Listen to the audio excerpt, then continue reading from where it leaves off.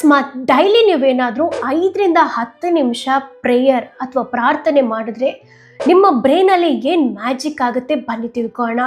ಪ್ರಾರ್ಥನೆ ಅಂದರೆ ನಾವು ದೇವರಿಗೆ ಕೊಡುವಂತಹ ಭಕ್ತಿ ಅಂತ ನಾವೆಲ್ಲ ಅಂದ್ಕೊಂಡಿದ್ದೀವಿ ಅಲ್ವಾ. ಸೈಂಟಿಸ್ಟ್ಗಳು ನಮ್ಮ ಬ್ರೈನ್ನ ಸ್ಕ್ಯಾನ್ ಮಾಡಿ ನೋಡಿದಾಗ ಅಚ್ಚರಿಯ ವಿಚಾರಗಳು ಹೊರಬಿದ್ದಿದೆ.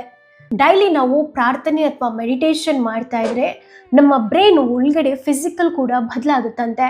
ಅಂದ್ರೆ ಮೆದುಳಿನ ಶೇಪ್, ಅದರ ಕೆಲಸ ಮಾಡೋ ರೀತಿ ಎರಡೂ ಕೂಡ ಚೇಂಜ್ ಆಗುತ್ತೆ. ನಾವು ತುಂಬಾ ಶ್ರದ್ಧೆಯಿಂದ ಪ್ರಾರ್ಥನೆ ಮಾಡಿದಂತಹ ಸಂದರ್ಭದಲ್ಲಿ ನಮ್ಮ ಮೆದುಳಿನ ಪ್ರಿಫ್ರಂಟಲ್ ಕಾರ್ಟೆಕ್ಸ್ ಆಕ್ಟಿವೇಟ್ ಆಗುತ್ತೆ. ಆಗ ನಮ್ಗೆ ಯಾವ್ದಾದ್ರು ವಿಷಯದ ಮೇಲೆ ಕಾನ್ಸಂಟ್ರೇಟ್ ಮಾಡ್ಲಿಕ್ಕೆ ಹೆಲ್ಪ್ ಮಾಡುತ್ತೆ. ಅಷ್ಟೇ ಅಲ್ಲ, ನಮ್ಮ ಮನಸ್ಸಿನಲ್ಲಿರೋ ಆತಂಕ, ಭಯ, ತುಂಬಾ ಯೋಚನೆಗಳು ಅದೆಲ್ಲವನ್ನೂ ಕೂಡ ಕಡಿಮೆ ಮಾಡುತ್ತೆ.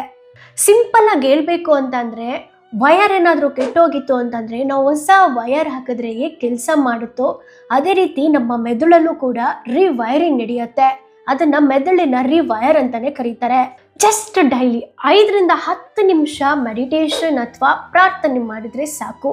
ನಿಮ್ಮ ಸ್ಟ್ರೆಸ್ ಕಡಿಮೆ ಆಗುತ್ತೆ, ಸಖತ್ತಾಗಿ ನಿದ್ದೆ ಬರುತ್ತೆ, ನಿಮ್ಮ ಮೂಡ್ ಕೂಡ ಚೆನ್ನಾಗಿರುತ್ತೆ. ನೀವು ಕೂಡ ಡೈಲಿ ಪ್ರೇಯರ್ ಅಥವಾ ಮೆಡಿಟೇಷನ್ ಮಾಡೋ ಹವ್ಯಾಸ ಇದೆಯಾ? ಈ ಲಾಭಗಳ ಬಗ್ಗೆ ಗೊತ್ತಿಲ್ಲದೆ ಇರೋ ಫ್ಯಾಮಿಲಿ ಫ್ರೆಂಡ್ಸ್ಗೆಲ್ಲರಿಗೂ ಶೇರ್ ಮಾಡಿ, ಸೇವ್ ಮಾಡ್ಕೊಳ್ಳಿ.